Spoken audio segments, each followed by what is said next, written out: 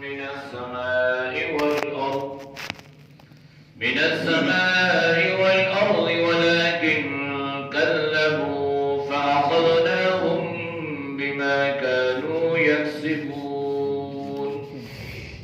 أفأمن أهل القرى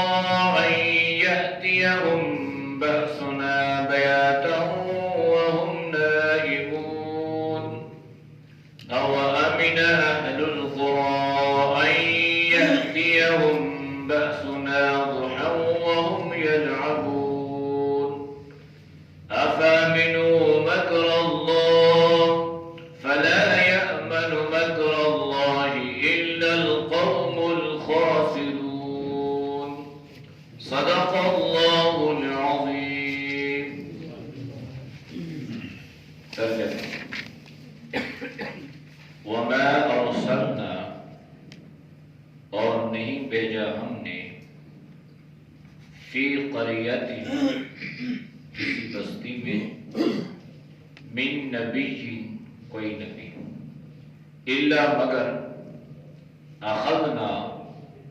ہم نے پکڑا اہلہا اس کے رہنے والوں کو بالبأساء تنگی کے ساتھ والضراء اور سختی کے ساتھ لعلہم یضرعون تاکہ وہ گڑ گڑائیں ثم پھر بدلنا ہم نے تبدیل کی مکان السیئتی جگہ برائی الحسنتی اچھائی سے حتی یہاں تک عفو پڑھ گئے وقالو اور کہنے لگے قد مسا بے شک چھوا آباءنا ہمارے آباء و اجداد کو الضراء سختی نے والسراء اور خوشحالی نے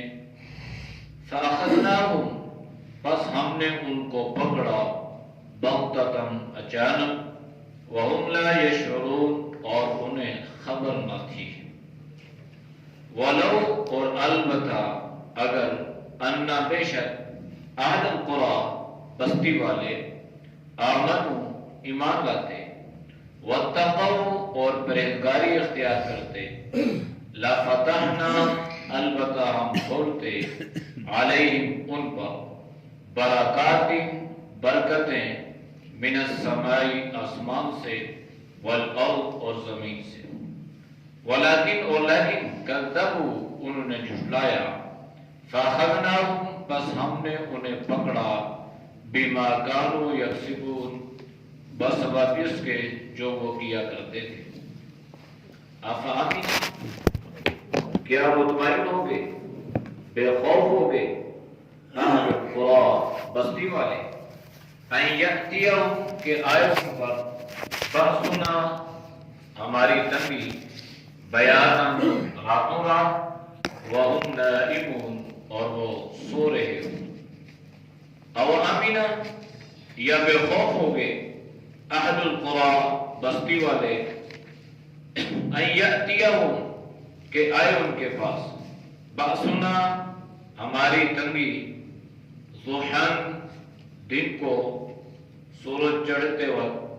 وَهُمْ يَلْعَبُونَ اور وہ کھیل رہے ہوں أَفَأَمِنُوا کیا بے خوف ہو گئے مکر اللہ اللہ کی تدبیر سے فَلَا يَأْمَنُوا پس بے خوف نہیں ہوتے مکر اللہ اللہ کی تدبیر سے إِلَّا الْقَوْمُ الْخَاسِرُونَ مگر وہ لوگ جو خسارے والے ہیں. آیات کا ماقبل آیات کے ساتھ ربط اور تعلق یہ ہے کہ اللہ نے ماقبل آیات میں تفصیلاً امت محمدیہ صلی اللہ علیہ وسلم کو اس بات سے آگاہ فرمایا، اس کی تنبیہ فرمائی کہ اگر تم بھی اسی روش پر چلو گے، انہی طریقوں کو اپناؤ گے جو قومیں آپ سے پہلے گزری ہیں، تو جو صورتحال ان کے ساتھ پیش آئی وہ آپ کے ساتھ بھی آ سکتی ہے، چونکہ جو اللہ ان قوموں پر عذاب نازل کر سکتا ہے تو وہ اللہ اس قوم پر بھی عذاب اتار سکتا ہے۔ اس لیے اللہ نے اس چیز سے آگاہ فرمایا اور انسان کو اپنے اعمال پر متنبہ کیا اور فرمایا کہ اے لوگو فلا تحسبن اللہ غافلا عما یعمل الظالمون، کہ تم اللہ کو کبھی بھی غافل نہ سمجھنا، جو کچھ کرتے ہو اللہ اس کو دیکھتا بھی ہے، سنتا بھی ہے، جانتا بھی ہے، اللہ پکڑتا نہیں ہے فوراً، اس لیے کہ اللہ نے تم سے یہ وعدہ فرمایا ہے وَأُمْلِي لَهُمْ، میں تمہیں ڈھیل دے رہا ہوں، میں تمہیں مہلت دے رہا ہوں۔ تو اللہ نے گزشتہ اقوام کو بھی فوراً نہیں پکڑا،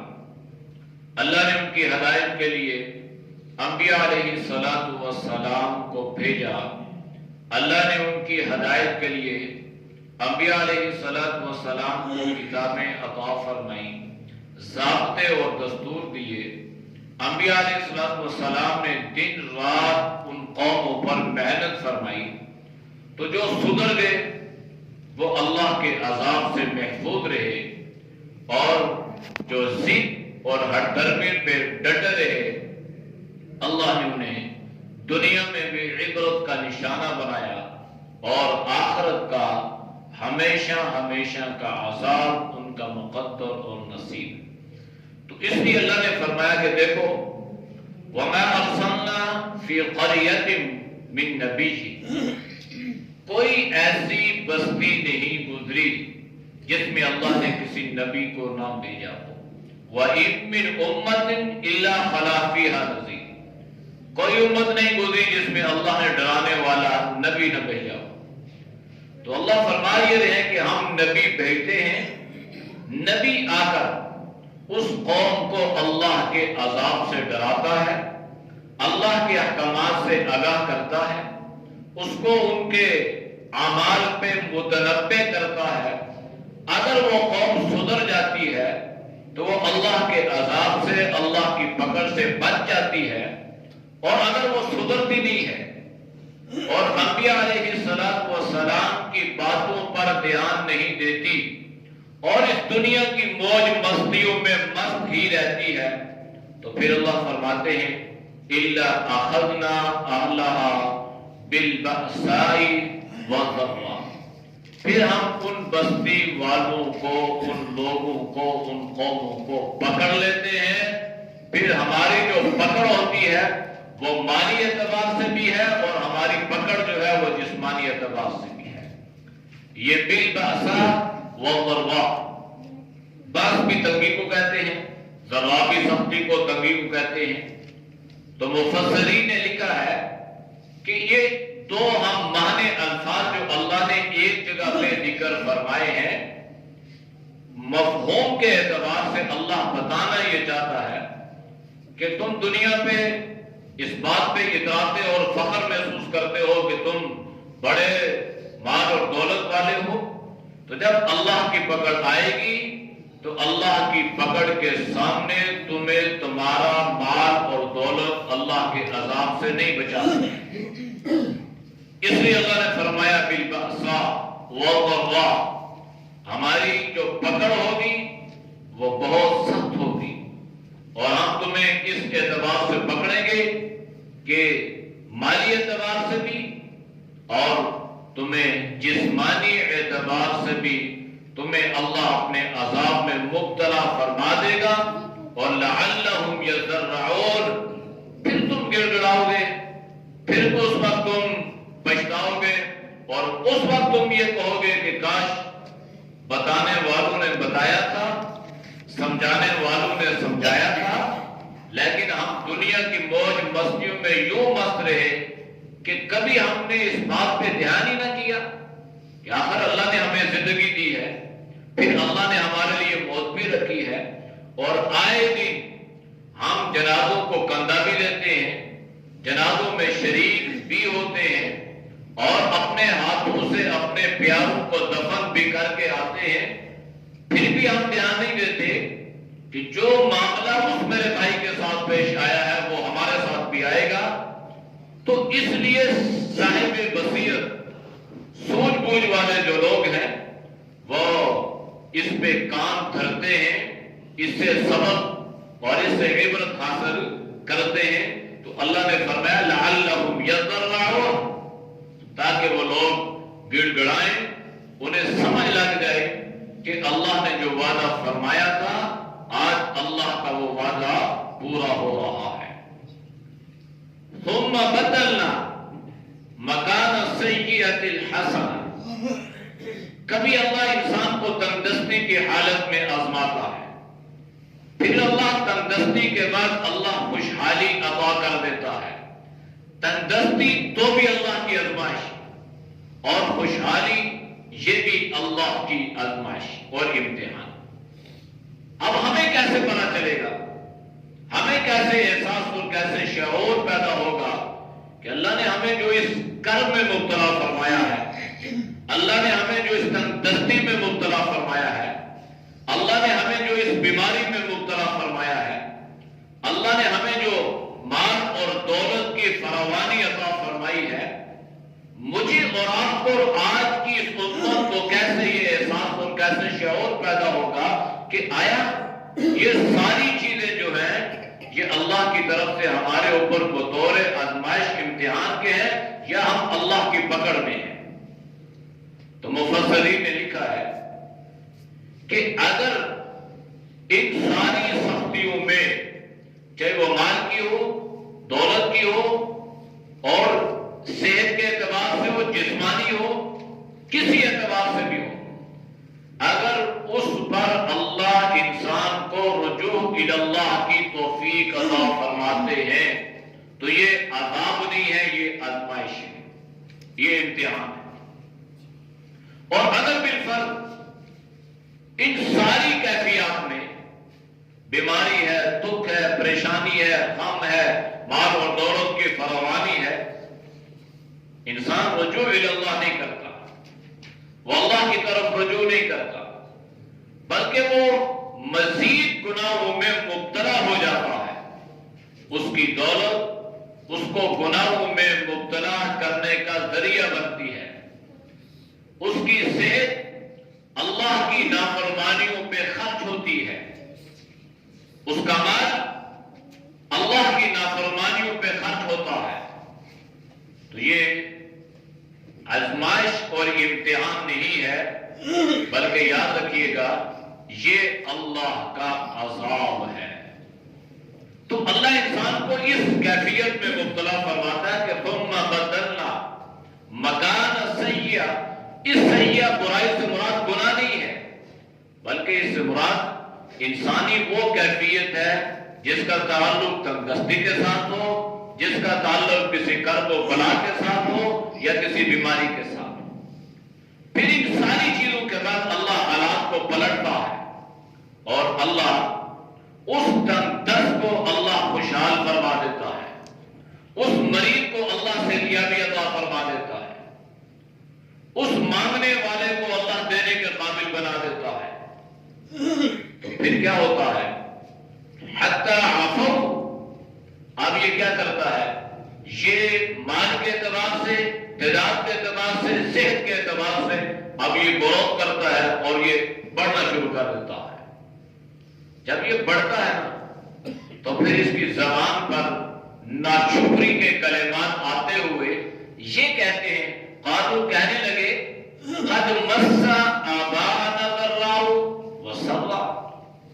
یعنی اب ہم جو اس کیفیت میں مبتلا ہے، نہ ہمارے اوپر یہ اللہ کا عذاب ہے اور نہ یہ کوئی امتحان ہے، بلکہ یہ تو یوں ہی دنیا کا ایک نظام اور ضابطہ ہے اور کہتے یہ ہیں کہ جناب جس چیزوں میں ہم مبتلا ہوئے ہیں نا، ان چیزوں میں ہمارے آباء و اجداد بھی مبتلا ہو چکے، ان پر بھی یہ دنیا کی کیفیات، کبھی غم کبھی خوشی اور کبھی دکھ کبھی سکھ، یہ ان پہ بھی آئے ہیں، تو یہ ہمارے اوپر بھی آئے ہیں، تو یہ کوئی انہونی بات نہیں ہے، یہ کوئی انوکھی بات نہیں ہے۔ اب اگر وہ صاحب بصیرت ہوتے، اگر وہ سوجھ بوجھ والے ہوتے، وہ احمق اور بیوقوف نہ ہوتے، تو وہ سوچتے بھائی پہلے تو میں مانگنے والا تھا، در در کی ٹھوکریں کھانے والا تھا، اب اللہ نے مجھے اس قابل بنا دیا ہے کہ میں دینے والا ہوں۔ پہلے اس کیفیت میں اللہ نے مجھے مبتلا فرمایا تھا، اور اللہ نے اب مجھے اس عسر سے نکال کر ایسی اللہ نے مجھے خوشحالی والی زندگی عطا فرمائی ہے، تو مجھے اس پر اللہ کا شکر ادا کرنا چاہیے۔ بجائے یہ کہ شکر ادا کرتے، وہ کہنے لگے نہیں بھائی یہ کوئی ایسا مسئلہ نہیں ہے، یہ کوئی ایسی بات نہیں ہے، یہ یوں ہی دنیا کے نشیب و فراز ہے، کبھی غم کبھی خوشی یہ آتے ہیں، اس میں ہمارے اعمال کا کوئی عمل دخل نہیں ہے، ہمارے اعمال کا کوئی تعلق نہیں ہے۔ حالانکہ یاد رکھیے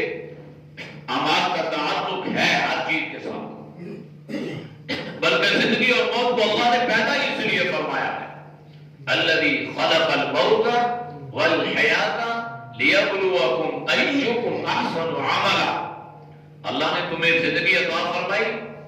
تاکہ اللہ تمہیں آزمائے، اللہ تمہارا امتحان لے کہ کون ہے تم میں سے جو اعمال کے اعتبار سے اللہ کے زیادہ قریب ہے۔ تو ہمیں اللہ نے یوں ہی نہیں پیدا کر دیا بھائی کھانے پینے تم جانور نہیں کھاتے، پرند کو بھی اللہ اپنے گھونسلوں میں رزق عطا کر رہا ہے، بیوی بچے جو اللہ نے ان کا نظام رکھا ہے اس نظام کے تحت اللہ ان کی بھی پرورش فرما رہا ہے۔ اگر ہم اس خوش فہمی میں مبتلا ہیں کہ بس ہماری یہ ذمہ داری ہے، تو یہ ہم بہت بڑے دھوکے میں مبتلا ہیں۔ یہ تو دنیاوی ضروریات ہیں جس کو لے کر چلنے کا حکم ہے، ورنہ بنیاد جو ہماری ہے وہ صرف اللہ کی بندگی ہے اور اللہ کی عبادت ہے۔ اس لیے اللہ نے ہمیں پیدا فرمایا وَمَا خَلَقْتُ الْجِنَّ وَالْإِنسَ إِلَّا لِيَعْبُدُونَ، اے انسانوں میں نے تو تمہیں اپنی عبادت اور اپنی بندگی کے لیے پیدا کیا تھا، اور تم دنیا میں جا کے کس دندے میں پھنس گئے؟ کبھی آپ نے سوچا، کبھی ہمیں اس بات کی فکر ہوئی کہ یہ قیمتی جان اللہ نے جو ہمیں عطا فرمائی ہے، اس جان کو ہم کہاں صرف کر رہے ہیں؟ جوانی کس کام میں گزر رہی ہے؟ مال کہاں پہ خرچ ہو رہا ہے؟ یہ اللہ کی نعمتیں ہیں، اور کل اللہ ان ساری نعمتوں کے بارے میں سوال کرے گا، ثم لتسألن یومئذ عن النعیم، ایک ایک نعمت کے بارے میں اللہ سوال کرے گا۔ تو اگر اللہ نے یہ سوال کر لیا کہ میں نے آپ کو جوانی عطا کی تھی اور آپ کو امت محمدیہ میں پیدا فرمایا تھا صلی اللہ علیہ وسلم، اور میں نے اس امت کی دوہری ذمہ داری لگائی تھی، اس کی سنگل نہیں ڈبل ذمہ داری ہے، خود بھی اعمال کو اختیار کرنا ہے اور امت کو اعمال پر لانے کی محنت بھی کرنی ہے۔ لیکن ہماری کیا کیفیت ہے؟ ہم تو خود اعمال سے کوسوں دور ہیں، ہم تو اس اعتبار سے بھی غفلت میں پڑے ہوئے ہیں اور اللہ کے عذاب سے بالکل بے خوف ہے، اور کبھی ہمارے اندر یہ شعور یہ احساس ہی پیدا نہیں ہوتا کہ کل قیامت کا دن ہوگا اور اللہ پل صراط پہ کھڑا کرے گا اور وہاں اللہ ہم سے سوال کرے گا، بھائی اب بتاؤ میں نے تمہیں جوانی دی تھی، میں نے تمہیں مار دیا تھا، اب بتاؤ یہ ساری جو دنیا کی نعمتیں تھی نا ان کا استعمال کیسے کیا؟ اللہ تو علام الغیوب ہے نا، اللہ کو علم ہے پہلے سے، اس کو جتلانے کے لیے بتانے کے لیے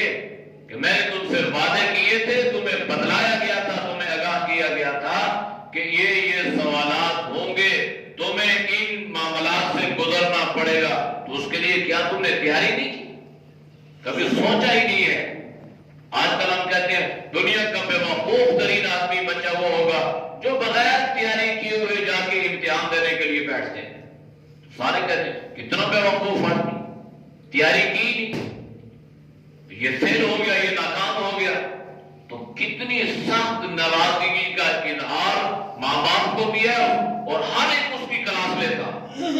تمہیں احساس نہ ہوا، تم نے اتنے پیسے ضائع کر دیے، تم نے اتنی فیس ضائع کر دی. ہمیں اس کا تو یہ احساس اور یہ شعور ہے، لیکن یہ احساس نہیں ہے کہ کل اللہ اپنی عدالت کے کٹہرے میں کھڑا کر کے پوچھے گا کہ تم نے تو ساری زندگی ضائع کر دی، تم نے اپنی صحت کو ضائع کر دیا، تم نے اپنی زندگی کو ضائع کر دیا، تم نے اپنے مال کو ضائع کر دیا. تو پھر اس وقت اللہ کی عدالت میں کون ہوگا جو ہمارا پرسان حال ہوگا؟ اور یہ دنیا کے سارے جو رشتے ہیں نا، جن کے لیے نہ گرمی نہ سردی نہ حلال نہ حرام، بس ہم پیچھے پڑے ہوئے کہ میرا بچہ اچھا پڑھ جائے، اچھی پوزیشن لے لے، اچھے اسکول کالج یونیورسٹی میں چلا جائے، بڑا مالدار تاجر یہ بن جائے. یہی بچہ قرآن کریم کی آیت یہ بتلا رہی ہے کہ یہ اپنے ماں باپ کو دیکھ کر بھاگے گا. یوم یفر المرء من اخیہ وامہ وابیہ وصاحبتہ وبنیہ. قرآن نے مختلف جگہوں پہ مختلف چیزوں کو اس لیے بیان فرمایا ہے کہ ہم اس سے سبق حاصل کریں، ہم اس سے عبرت حاصل کریں، ہم اپنے اعمال کی اصلاح کریں، ہم اپنے آپ کو سنواریں. صرف اپنے آپ کو نہیں بلکہ اللہ نے ہماری دوہری ذمہ داری لگاتے ہوئے قرآن میں اللہ نے ذکر فرمایا یا ایھا الذین آمنوا قوا انفسکم واہلیکم نارا. اے ایمان والو، اپنے آپ کو بھی اور اپنی اولاد کو بھی جہنم کی آگ سے بچاؤ. آپ آج اگر کوئی پریکٹیکل کرے اور اپنے بچے کو ایک آگ کا شعلہ ایک انگارہ اس کے ہاتھ میں دے اور کہے اس کو پکڑو، بچہ پکڑے نہ پکڑے ماں باپ کی چیخیں نکل جائیں گی، نیندیں حرام ہو جائیں گی اس اولاد کے لیے. لیکن یہ اس اولاد کو دنیا کی آگ سے بچانے کی فکر تو کرتے ہیں، لیکن یہ احساس اور یہ شعور پیدا نہیں ہوتا آخرت کی بھی تو آگ اللہ نے پیدا فرمائی ہے. وہ آگ جو ہے اس آگ سے 70 گنا زیادہ ہے. دور سے پرندہ گزرے گا، اللہ کے نبی نے فرمایا کہ وہ جل کر راکھ بن جائے گا. اس آگ کی حرارت، اس کی گرمی، اس کی تپش ایسی ہوگی. اب دنیا کے معاملات کو سنوارنے کی کوشش ہے، لیکن آخرت کے معاملات کو سنوارنے کی فکر نہیں ہے، اور اس سے ہم بالکل بے خوف ہو چکے ہیں اور ہم یہ سمجھتے ہیں کہ بس ہماری یہ ذمہ داری ہے. تو قرآن نے یہ جو فرمایا اہلیکم نارا، تمہاری یہ ذمہ داری خود بھی ہے کہ اپنے آپ کو بھی بچاؤ، یعنی اپنے اعمال کی بھی اصلاح کرو اور امت کو اور بالخصوص اپنے گھر والوں کو اعمال پر لانے کی محنت کرو. محنت کے مکلف ہے. یا ایھا المدثر قم فانذر وربک فکبر وثیابک فطہر. اللہ نے یہ جو یا ایھا المدثر ہے نا، عام لفظوں میں اس کا ترجمہ کرتے ہیں چادر اوڑھنے والے، کمبل اوڑھنے والے. یہ لفظ مدثر یہ لفظ تدثیر سے بنا ہے اور لسان العرب میں لکھا ہے، جو لغت کی ایک بڑی مشہور و معروف کتاب ہے، کہ اصل میں تدثیر اسے کہتے ہیں کہ جس طرح چڑیا ایک گھونسلہ بناتی ہے اور ایک ایک کاغذ اور ایک ایک گھاس کا تنکا چن چن کے اس گھونسلے کو بنانے پر وہ کتنی محنت کرتی ہے. گھونسلہ تیار ہو گیا، اب اسے حکم ملتا ہے کہ اس میں رہنا نہیں ہے، اب باہر نکل جاؤ.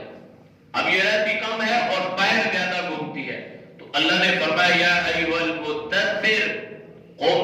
اب آپ نے بیٹھنا نہیں ہے، اب آپ نے کھڑا ہونا ہے، اور فانذر، اب آپ نے امت کو ڈرانا ہے، اللہ کے عذاب سے ڈرانا ہے، اللہ کی پکڑ سے انہیں ڈرانا ہے. وربک فکبر، اور آپ نے اس بڑائی کو بیان کرنا ہے. تو یہ اس امت کی ذمہ داری ہے، یہ اس امت کی ذمہ داری ہے. اگر ہم اس ذمہ داری سے غفلت برتیں گے تو یقین جانیے ہم ذلیل و رسوا ہو جائیں گے. دنیا میں بھی اللہ ہمیں ذلیل کرے گا. ہم کی ہمیشہ کی رسوائی، ذلت اور جو ہے وہ ہمارا مقدر اور نصیب بنے گی. اس لیے اللہ نے حتی عفو وقالوا قد مس آباءنا ضراء وسبا، اس چیز کو معمولی لیا لائف. کہنے لگے جناب یہ کوئی ایسی بات نہیں ہے، دنیا کے غم اور دنیا کی خوشی، دکھ اور سکھ، یہ ساری چیزوں کا نام ایک زندگی ہے. اور جس کیفیت سے ہم گزرے ہیں نا، ہمارے آباء و اجداد بھی گزر چکے ہیں، ان کو بھی اللہ نے کبھی، اللہ نے تو نہیں، وہ یہ سمجھنے لگے کہ ویسے ہی ہم اس آزمائش میں مبتلا ہو گئے، کبھی الضرا و کبھی والسرا. تو پھر کیا ہوا؟ فَأَخَذْنَاهُ بَغْتَةً وَهُمْ لَا يَشْعُرُونَ. پھر اللہ کی لاٹھی جو ہوتی ہے نا، یہ اللہ کی لاٹھی، اس کی آواز نہیں ہوتی، اللہ کی لاٹھی پہ آواز ہوتی ہے. اللہ قرآن میں ذکر فرماتا ہے فَأَخَذْنَاهُ بَغْتَةً، پھر ہم نے ان کو پکڑا، اور اس انداز سے پکڑا کہ وَهُمْ لَا يَشْعُرُونَ، اب انہیں خبر ہی نہ تھی، انہیں شعور ہی نہ ہوا، انہیں ادراک یہ ہمارے ساتھ کیا ہو رہا ہے. تو اس پکڑ سے پہلے اللہ انسان کو آگاہ کرتا ہے کہ یہ چیزیں تمہارے ساتھ پیش آئیں گی، لہذا یصلح لکم اعمالکم، تم اپنے اعمال کی اصلاح کرو. تو یہ امت محمدیہ نا، اس کی ذمہ داری صرف یہ نہیں ہے کہ یہ اپنی اصلاح کرے، اس کی ذمہ داری یہ ہے کہ دوسروں کی اصلاح کی بھی فکر اپنے اندر پیدا کرے. نماز کے لیے آ رہے ہیں، آتے آتے آپ سب کو دعوت دیں گے، بیوی بچوں سے پوچھیں، بچے سے پوچھیں بھائی نماز پڑھ لیے، اور اس پہ تھکنا بھی نہیں ہے. میں اکثر کہتا ہوں ہم یہ فوراً کہتے ہیں میں کہہ کے تھک گیا ہوں، سنتا ہی نہیں ہے. تو کبھی ہم یہ نہیں کہتے کہ جناب ہم کھا کے تھک گئے ہیں، ہمارا پیٹ ہی نہیں بھرتا. جب ہم نے کھا کے تھکنا نہیں ہے تو ہم نے اللہ کے دین کی دعوت دے کے بھی تھکنا نہیں ہے. اس ذمہ داری کو سمجھنا ہے اور اس کا احساس اور شعور پیدا کرنا ہے. واللہ کل قیامت والے دن سوائے پچھتاوے کے اور کوئی ہمارے پاس راستہ نہیں ہوگا. اس لیے اللہ نے قرآن میں یہ گزشتہ قوموں کے واقعات کو تفصیلا بیان فرمایا ہے تاکہ امت محمدیہ ان طرز عمل سے اپنے آپ کو بچانے کی فکر پیدا کرے. وَلَوْ أَنَّ أَهْلَ الْقُرَىٰ، اور اگر یہ بستی والے ایمان لے آتے، آمنو ایمان لے آئے، اور وَاتَّقَوْا اور ایمان کے ساتھ شرط جو ہے یہ پرہیزگاری کی ہے. آپ نے قرآن کریم میں اکثر پڑھا ہوگا إِلَّا الَّذِينَ آمَنُوا وَعَمِلُوا الصَّالِحَاتِ. یہ اللہ نے جو جنت کے وعدے فرمائے ہیں نا ایمان والوں کے ساتھ، اس کے ساتھ اللہ نے ایک شرط لگائی ہے، اور وہ شرط ہے اعمال صالحہ کی. اور عربی کا اصول ہے جب شرط ہوگی تو مشروط ہوگا، جب شرط ختم ہو جائے تو مشروط بھی ختم ہو جاتی ہے. اب یہ آمنو ایمان تو شرط اللہ نے وہ عامل صالحات لگائی ہے، اور اگر آپ نے ایمان کے ساتھ اعمال صالحہ کیے تو پھر اللہ کا آپ کے ساتھ یہ وعدہ ہے. تو اللہ نے شرط لگائی آمنو ایمان لاتے، واتقوا اور اگر وہ اللہ سے ڈرتے، پرہیزگاری اختیار کرتے. تو اس امت کے لیے پرہیزگاری کا سب سے پہلا جو عبادت کا طریقہ ہے، جو طرز عمل ہے اور جو چیز ہے وہ ہے نماز. اللہ کے نبی نے جتنی خوشی نماز پر فرمائی اتنی کسی اور پہ نہیں فرمائی، اور جتنا غصہ آپ نے ترک نماز کے بارے میں بیان فرمایا، آپ پوری حدیث کی کتابیں اٹھا کے دیکھ لیں، کبھی اللہ کے نبی نے اتنے غصے کا اظہار نہیں فرمایا جتنا آپ نے نماز کے چھوڑنے پہ فرمایا ہے. کبھی اللہ کے نبی جو شفیق ہیں، رقیق القلب ہیں، امت کے لیے وہ حریص بن کے آئے، شفیق بن کے آئے، رؤوف الرحیم بن کے آئے. اس اللہ کے نبی کی زبان پہ یہ الفاظ جاری ہوئے کہ میرا جی یہ چاہتا ہے جو گھر میں نماز پڑھتے ہیں میں ان کے گھروں کو باغ لگا دوں. یہ اللہ کے نبی کے الفاظ ہیں. جو نماز تو پڑھتا ہے وہ گھر میں پڑھ رہا ہے، مسجد میں نہیں آ رہا، اس پہ اللہ کے نبی اتنے ناراض ہیں. اور جو پڑھتا ہی نہیں ہوگا وہ اپنے بارے میں سوچ لے کہ اللہ کے نبی نے اس کے بارے میں کیا فرمایا. اس لیے یہ احساس کب پیدا ہوگا، یہ شعور ہمیں کب پیدا ہوگا کہ اللہ نے ہمیں اس لیے پیدا نہیں اللہ نے ہمیں اپنی عبادت کے لیے پیدا کیا، اصل ہمارا مقصد یہ ہے، باقی دنیا کی یہ ضروریات ہیں ان کو بھی لے کے چلنا ہے، اس سے بھی انکار نہیں ہے۔ تو اگر وَاتَّقَوْا، اگر ہم پرہیزگاری اختیار کر لیتے، اللہ فرما رہا ہے اگر وہ اللہ سے ڈرتے، پرہیزگاری اختیار کرتے، خلوت ہے، جلوت ہے، ان کے دل میں ایک خیال اور ایک تصور پیدا ہو گیا کہ میں اللہ کی آنکھوں سے چھپ نہیں سکتا۔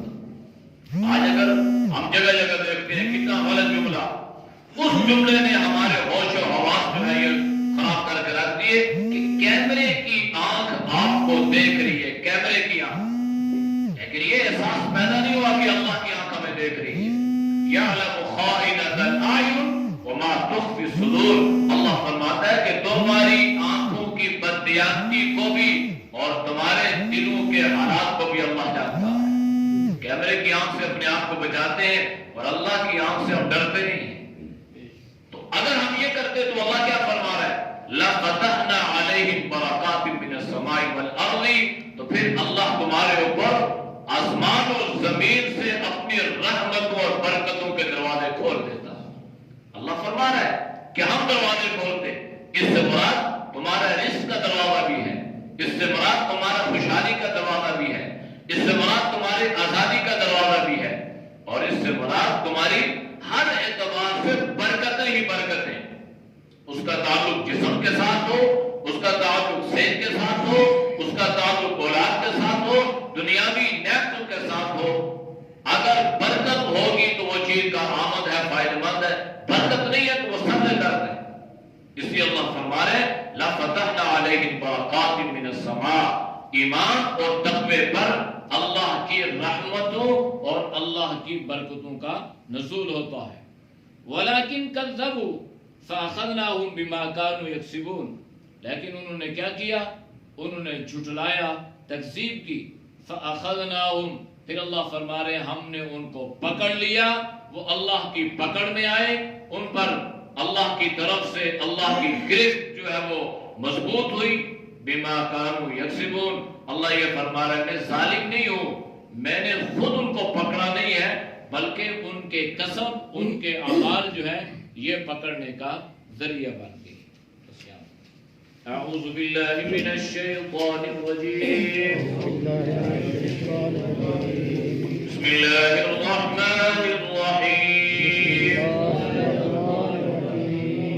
وما أرسلنا في قرية من نبي إلا أخذنا أهلها بالبأساء والضراء لعلهم يضرعون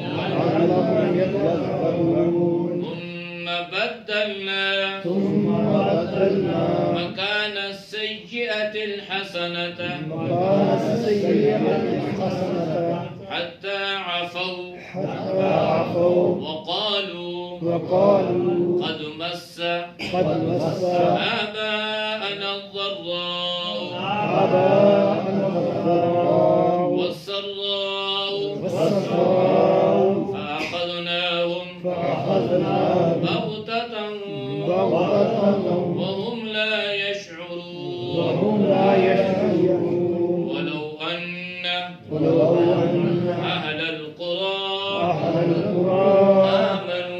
آمنوا واتقوا لفتحنا عليهم بركات من السماء والأرض ولكن كذبوا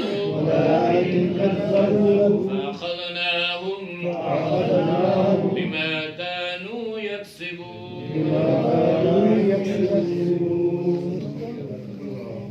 الحمد لله رب العالمين